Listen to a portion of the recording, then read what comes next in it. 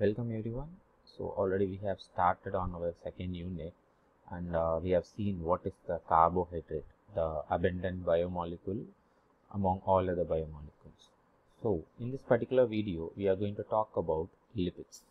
So what is this lipid and what are all the different types and classifications of lipid and what function it does. So lipids, so they are like very diverse in both their respective and structural functions. So these diverse compounds that make up the lipid family are so grouped because they are insoluble in water. So the main property of this lipid is its insolubility in water. So it's a hydrophobic biomolecule. They are also soluble in other organic solvents such as ether, acetone and other lipids. So you could see it's like not soluble only with water, okay, but it can be soluble in organic solvents. So lipids serve a variety of important functions in the living organisms. For example, they act as chemical messengers, so to share messages among inside our body, to serve as valuable energy source. So already we have seen like carbohydrates are the energy source. We have seen carbohydrates. Then how this lipid is going to help up, okay? So lipid is going to be there for long-term storage of your energy. Okay. For example, if you are like having a fasting, so at that time you will be run out of the glucose or whatever resource that is available in your body in the form of carbohydrates. So at that time, the only thing that's going to supply you energy continuously is your lipids, which is stored in the form of fats, cholesterol, and so and so. And apart from these things, that is chemical messengers as well as a valuable energy source, it also provides insulation. Okay, so during a cold climate you have to keep your body warm, so this form of insulation is provided by this lipids, and these also have some main components of membrane. For example, we have seen the cell membrane, or we call it as plasma membrane in unit 1 in the cell structure. So the main component which creates your cell membrane or plasma membrane is called as phospholipids, which is a type of lipids, which we will see later on. Major lipid groups includes fats, phospholipids, steroids and waxes. So these four, that is like fats, phospholipids, steroids and waxes, makes the major group of the lipids. So now we will see few basic properties of all the types of lipids. Okay, so already we have seen like there are four classes, broad areas of lipids, but all of those have some common properties. So we are going to see what are all those common properties. So the first property of the lipids are they are oily or greasy. So whichever is somewhat oily in nature, it's going to be a lipid. So it's a non-polar molecule. So that's why I already told it's not going to dissolve in water, or like it's not going to mix with water properly. It is also stored in the adipose tissues of the body. So all these lipids it's stored in the adipose tissues in our body. And lipids are a heterogeneous group of compounds mainly composed of hydrocarbon chains. So if you see the chemical structure of this particular lipid, so it's a heterogeneous compound, that is it's mixture of multiple compounds mainly composing of hydrocarbon chains. Okay, so for a long area it's going to have completely a hydrocarbon chain. And lipids are energy rich organic molecules which provide energy for different life process. So it's the main role of this particular lipids. And lipids are a class of compounds characterized by their solubility in non-polar solvents and insolubility in water. So these two are like the major and important character of a lipid. Okay, that is it solubility in non-polar solvents. So already we told ether. So all those non-polar solvents, it can be solubilized in it, and its insolubility in water. And lipids are significant in biological system as they form a mechanical barrier dividing a cell from the external environment known as the cell membrane. So already we have studied cell is the basic unit and function of all the living organisms. So this cell is protected by this lipid. So lipid is going to be the cell membrane which divides the cell from the external environment. So now we could able to understand the importance of lipids for every living organisms. Now we will see the different classifications of lipids. So what are all the different classifications? There are like various classification of lipids. We will see all those classifications one by one. The first classification is non-saponifiable lipids and saponifiable lipids. So what is non-saponifiable lipids? So a non-saponifiable lipids cannot be disintegrated into smaller molecules through hydrolysis. So whenever a lipid molecule undergoes hydrolysis, it tends to break down into smaller molecules. So if it cannot be disintegrated into smaller molecules through hydrolysis, then it's called as non-saponifiable. That means it can't be further breakdown through the hydrolysis process.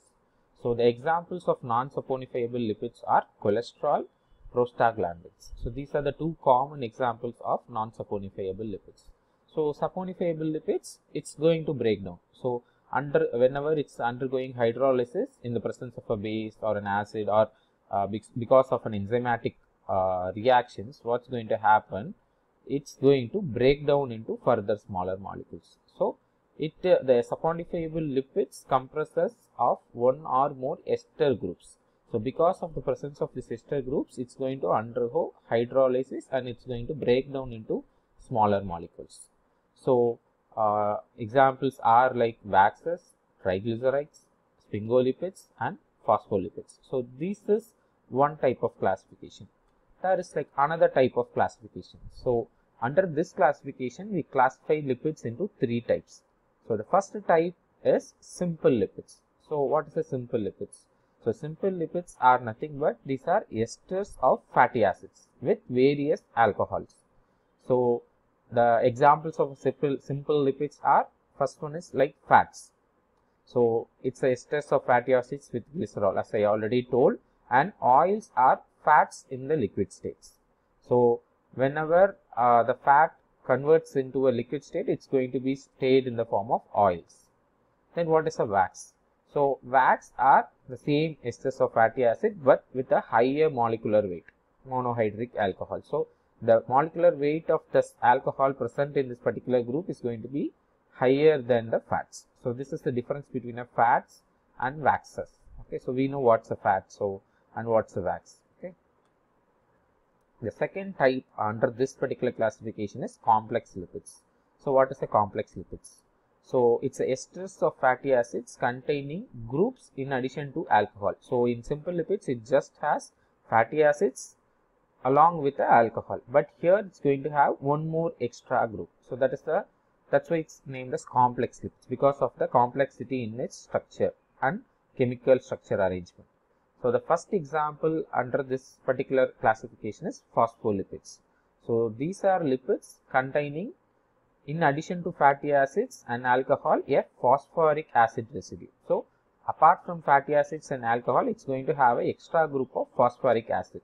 So because of the presence of this phosphoric acid, it's called as phospholipids. They frequently have nitrogen containing bases and other substituents. For example, glycerophospholipids. So it's the alcohol is glycerol, and in sphingophospholipids, the alcohol is sphingosine. So these are few examples of phospholipids. The second type is glycolipids. So what's the glycolipids? So the other name for glycolipids is glycosphingolipids. So these are lipids which contains a fatty acids, a sphingosine group and a carbohydrate group. So this is a glycolipids. And there are few other complex lipids available. For example, sulfolipids, aminolipids, lipoproteins. So these are few examples of your complex lipids. The third type under this particular classification is derived lipids. What is a derived lipids? So these includes fatty acids, glycerols, steroids, other alcohols, fatty aldehydes, ketone bodies, hydrocarbons, lipid soluble vitamins and hormones. Why? Because they are uncharged. Then it contains like cholesterol, and cholesterol esters are termed as neutral lipids. So these compounds are produced by the hydrolysis of simple and complex lipids. So basically these derived lipids are those derived from the hydrolysis of simple and complex lipids. So that's why the name derived lipids. So with that, we come to the end of this particular topic, lipids. So I'll give a quick recap about this particular topic, lipids. So lipids are basically a non-polar hydrophobic molecule. So hydrophobic means water hating molecule. So it's not going to be it's not going to be solubilized in water. So the major 4 types of lipids we have are phospholipids, fats, steroids and wax. So the major property is its insolubility in water and presence of an alcohol group, and it's oily in nature, and it contains of heterogeneous groups of compounds. Then the classification. The first classification, non-saponifiable, saponifiable. So non-saponifiable means it can't further break down into smaller molecules through hydrolysis. Examples, cholesterol, prostaglandins. Saponifiable, it can be broken down into further smaller molecules and when it's undergoing hydrolysis. Example, sphingolipids, phospholipids. Then second classification, you have simple lipids which has just ester of fatty acids plus alcohols. Examples are fats and waxes. The second type is complex lipids, which along with the esters of fatty acid plus alcohol, an extra group is going to be present. The first example is phospholipids. The extra molecule here is a phosphoric acid residue. The second one is glycolipids. So glycolipids contain a fatty acids, sphingosine and a carbohydrates. And one extra point to note here is phospholipids are the molecules which is going to create the membrane, the cell membrane of each cell. So phospholipid molecule is the basic unit of your cell membrane or plasma membrane. So this phospholipid is actually a bilayer structure. So what's a bilayer? So bilayer means it's going to have 2 layers. So in each layer it has one molecule containing a head part and a tail part. The head part is made up of hydrophilic molecule, which is water loving molecule, and the tail part is going to be water hating molecules. So similarly, it will have an inverted another molecule with a hydrophilic head and a hydrophobic tail. So if you take the entire bilayer structure of this phospholipid, on both the outer sides it's going to have hydrophilic head and the inner side it's going to have hydrophobic tail. So because of this property, it takes the cell membrane structure and it separates the cell from the outer external environment. Okay, so only the outer area, that is hydrophilic head, is going to interact with the watery molecules outside the cell. Okay, so the last type is derived lipids. So derived lipids, these are lipids that gets derived because of the hydrolysis of simple and complex lipids. So that's the end of this topic, lipids.